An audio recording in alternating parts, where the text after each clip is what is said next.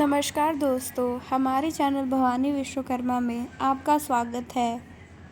आज हम जानेंगे कि वैशाख माह में कुछ करें यह 5 अचूक उपाय, जिससे आपके घर में सुख समृद्धि हमेशा बनी रहेगी। इन उपायों को हम पंडित श्री प्रदीप मिश्रा जी के आज के प्रवचन में जानेंगे। इस वीडियो को अंत तक जरूर देखिएगा, तभी आपको हमारी सारी बातें समझ में आएंगी और हमारे चैनल को सब्सक्राइब करना ना भूलें। तो आइए जानते हैं कि कौन से हैं वो 5 अचूक उपाय जिससे आपके घर में सुख समृद्धि आएगी। वैशाख माह में करें यह उपाय। जयंत ब्राह्मण के मुख से श्रवण कर लिया था कि बैसाख महीने में अगर शिवरात्रि पड़े और उस शिवरात्रि पर एक कलश का पात्र, लोटा तांबे का या मिट्टी में रखा हुआ जल पात्र में लेकर एक बेलपत्र का छोटा सा भाग उसमें छुआया हुआ, और फिर निवेदन कर रहा हूं अगर बेलपत्र उस दिन नहीं मिले तो पात्र लेकर चले जाना मंदिर में। मंदिर में शंकर जी पे तो बेलपत्र चढ़ी होगी ना, अरे बोलो तो जरा, चढ़ी होगी ना। उसी बेलपत्र को धोकर फिर जल के पात्र में उसको छुआकर फिर शंकर भगवान को भावों से, दिल से जो चाहते हो, धन वैभव संपदा सत्ता या रोग से मुक्ति, चाहे उदर से जुड़ी हो। हाँ, एक चीज का ध्यान करना, अगर संपदा के लिए, विवाह के लिए या विद्या के लिए या अन्य चीजों के लिए आप शिव जी को जल चढ़ा रहे हो तो उसके जल को उठाकर नहीं लाना है। और अगर रोग के लिए जल चढ़ा रहे हो कि मुझे ये तकलीफ है, घर में ये बीमारी चल रही है या रोग चल रहा है या किडनी का या लीवर का या कैंसर का या ब्लड प्रेशर का, तो जो जल तुमने समर्पित करा उसको लेकर आकर आचमन भी करना। कौन से दिन? जम के बोलो जरा। शिवरात्रि शंकर कह रहे हैं, माँ उमा से, माँ पार्वती से मेरा महेश कह रहा है, मेरा बाबा भोलेनाथ, मेरा बाबा विश्वनाथ, मेरा त्रिकालदर्शी कैलाशी अविनाशी कह रहा है कि हे पार्वती,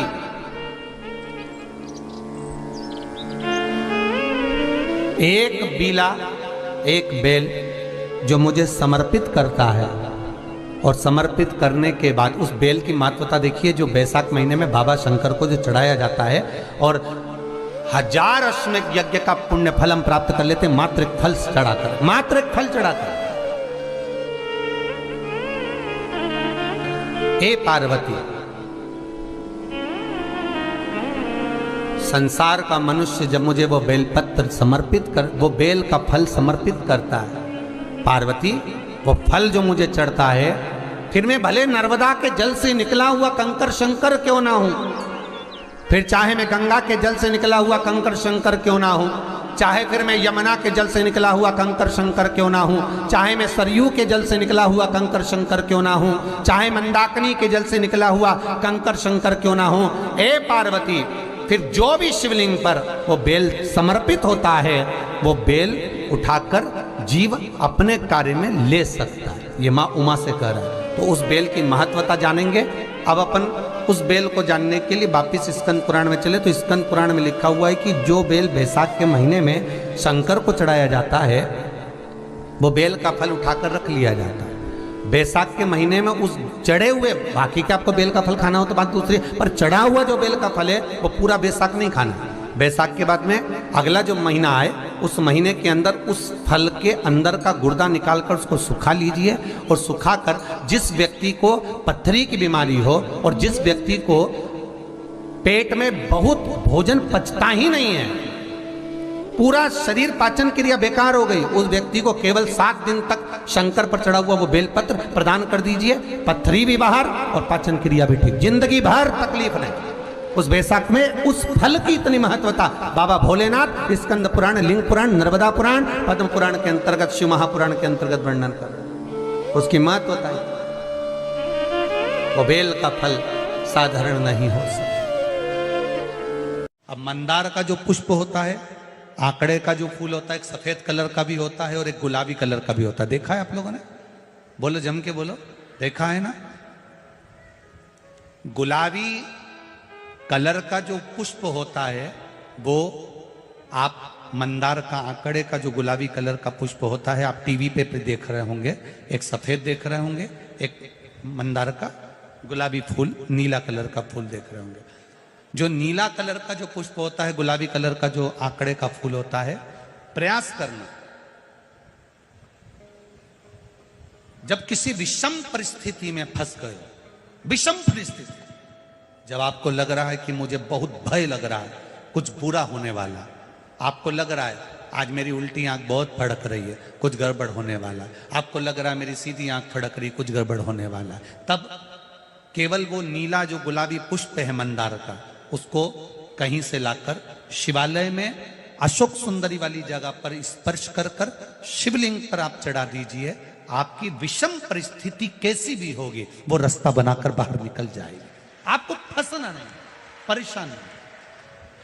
मंदार आंकड़ा, सफेद आंकड़े का पुष्प भी भगवान शिव को समर्पित होकर, जैसे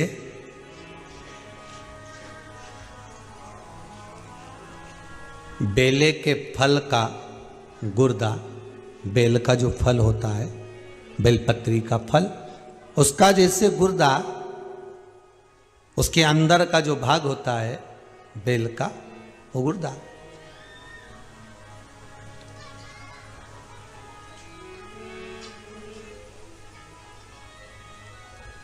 उसको अग्नि में जलाकर उसकी भस्म तैयार कर कर छान कर जब जब आपके यहां विद्वान ब्राह्मण शिव जी का अभिषेक कराते हैं, पूजन कराते हैं, तो उसमें लिखते हैं पूजन के साहित्य में, बेलपत्री, धतूरा, दुर्वा, ये उसमें नीचे लिखेंगे भस्म।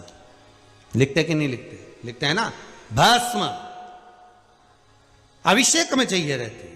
तब उस भस्म का थोड़ा सा भी भाग आप अगर शिव को समर्पित कर रहे हो तो ये जान लें कि शंकर मनवांछित फल प्रदान कर रहे हैं, शिव फल प्रदान कर रहे हैं।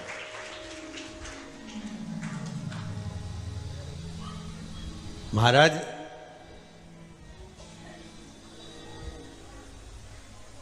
बेलपत्री के वृक्ष के नीचे बैठकर हाथ में एक बेलपत्र का पत्ता रखकर आप पंचाक्षर मंत्र नमः शिवाय, ओम नमः शिवाय या श्री शिवाय नमस्तुभ्यम या महामृत्युंजय मंत्र का स्मरण कर रहे हो, पर डंडी का भाग अपनी ओर, बेलपत्र की बीच वाली पत्ती का भाग बीच वाली उंगली की ओर रखकर अगर आप स्मरण कर रहे हैं और अपनी कामना कर कर बेलपत्री के वृक्ष के नीचे बैठकर उस पत्ते को सम्मुख रखकर बाबा से विनय कर कर एकांत में उस बेलपत्री के वृक्ष की छांव में, बेलपत्री के वृक्ष की छांव आप कामना कर कर उस पत्ते को शंकर भगवान के ऊपर समर्पित कर रहे हैं, तो ये जान कर रखें कि पार्वती और शिव का मिलन करवा रहे हैं और अपनी मनवांछित फल कामना पूर्ण करवा रहे हैं। क्योंकि शिव और पार्वती का जब मिलन होता है, शंकर पार्वती जब एक दूसरे के सम्मुख में होते हैं, शिव और पार्वती जब एक दूसरे के सामने अपने बच्चों के कारण एक दूसरे के सम्मुख में आते हैं, तो उनके चेहरे पर प्रसन्नता का भाव आ जाता है। वो फल, मनवांचित फल की कामना, आप जिस कामना के लिए कर रहे हो, विवाह के लिए, नौकरी के लिए, सर्विस के लिए, व्यापार के लिए, रोग मुक्ति के लिए, आप जिस कामना से कर रहे हो, ईश्वर महादेव, जो व्यक्ति पथभ्रष्ट हो जाए, जैसे मदिरा के नशे में पड़ गया, कहीं जुए में पड़ गया, कहीं मांसाहार में पड़ गया, कहीं व्यसन में पड़ गया, कहीं गलत काम में अगर कोई जा रहा है, तो श्रंभेश्वर महादेव के नाम से काली तिल भगवान शिव को समर्पित करी जाती है। महाराज काली तिल को वापस उठा कर ले आते हैं, उसी काली तिल को जो मदिरा का नशा करने वाला होता है या जो गलत व्यसन में डूबा हुआ होता है, उसको वो सुबह के समय अगर नहीं खाता तो भोजन के साथ उसको दिया जाए। श्रम्भेश्वर महादेव। एक बेलपत्री का भी बहुत अच्छा प्रयोग है श्रम्भेश्वर महादेव का। मदिरा पीने वालों के लिए, मांसाहार, व्यसन में, जुए में, वेश्यावृत्ति में, पर नारी में, गलत जगह पर जो डूबे रहते हैं उनके लिए। पहले की कथा में उसका वर्णन किया है बेलपत्री का।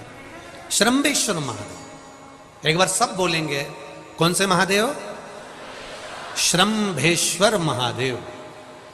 फिर जम के बोल लो एक बार, श्रम्भेश्वर महादेव। जब हमारे घर में क्रोध बढ़ता है या कोई गलत कार्य में जाने लगता है तो श्रम्भेश्वर महादेव का हमें शरणागति लेना चाहिए, श्रम्भेश्वर महादेव का पूजन करना चालू कर देना चाहिए।